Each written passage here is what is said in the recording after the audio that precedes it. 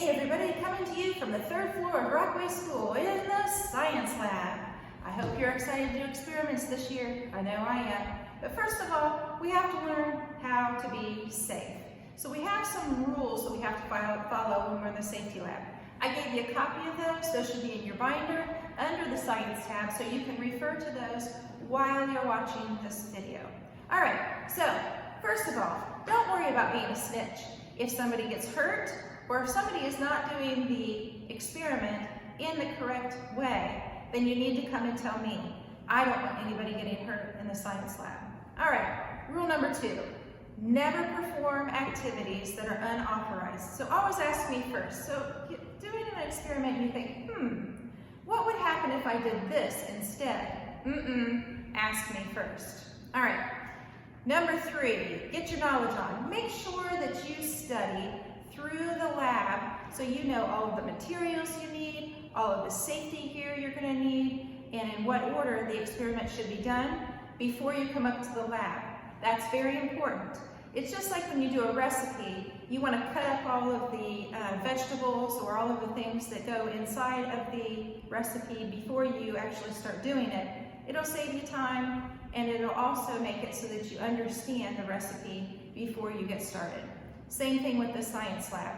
Read it first before we come up to the lab to do the experiment.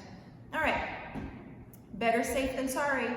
Always make sure that you know where the fire extinguishers, the eye wash, the first aid kit, the fire alarm, and where the nurse is before you go up to the lab. So I wanted to show you a few of the things.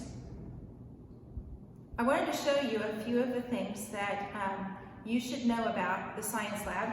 Here we have the eye wash, all right? And so the eye wash, if anything is splashed up on your eyes, which it shouldn't, because we should be wearing goggles and eye protection when we're doing labs.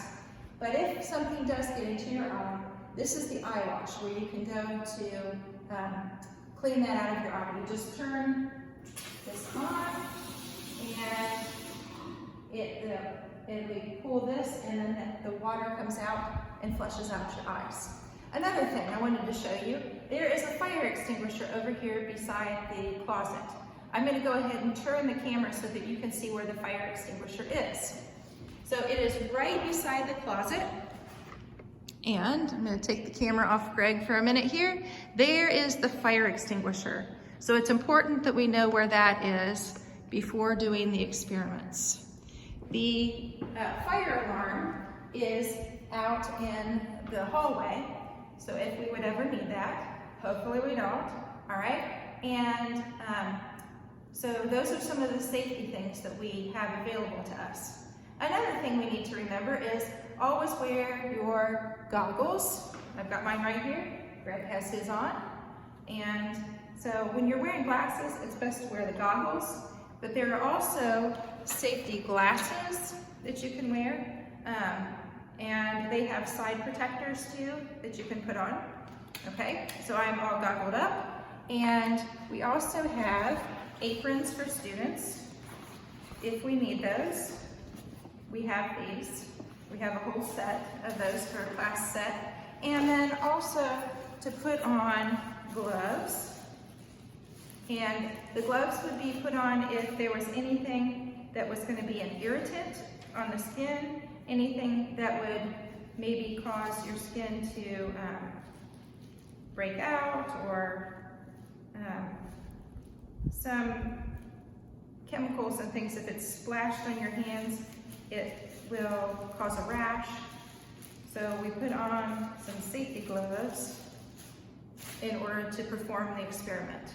All right, don't taste it or inhale it. Okay, so that's a rule, because if you are in the middle of an experiment, you don't want to directly smell something. You don't want to put it right under your nose. We want to protect those nostrils. We want to keep them.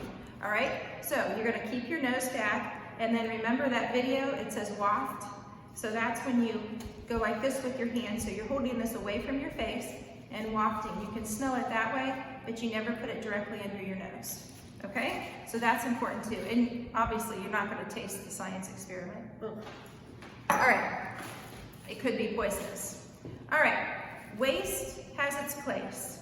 So when we have anything like broken glass, if somebody drops, like this is a glass container, so if you drop it and you break it, we have a certain way to dispose of anything that's broken like that.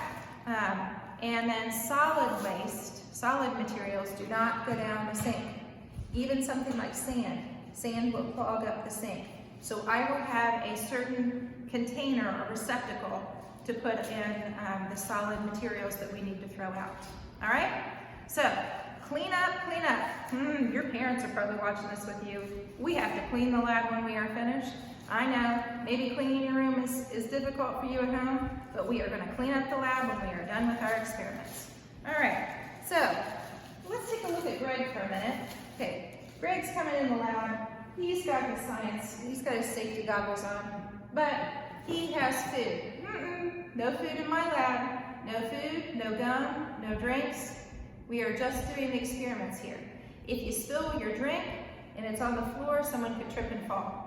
They're just hazards that we want to keep out of the lab. If you are eating or drinking during the lab, you are not totally paying attention to the assignment. No food, no drink in my lab. Another thing, don't wear sandals in my lab. Same reason why we wear gloves. We don't want your toes exposed, because if you drop something on your toes, they could be irritated just as much as your hands. All right? So, I need you to make sure that you stay safe in the lab. I want you to watch the other 2 videos that I have posted. I think you'll like the Amoeba Sisters.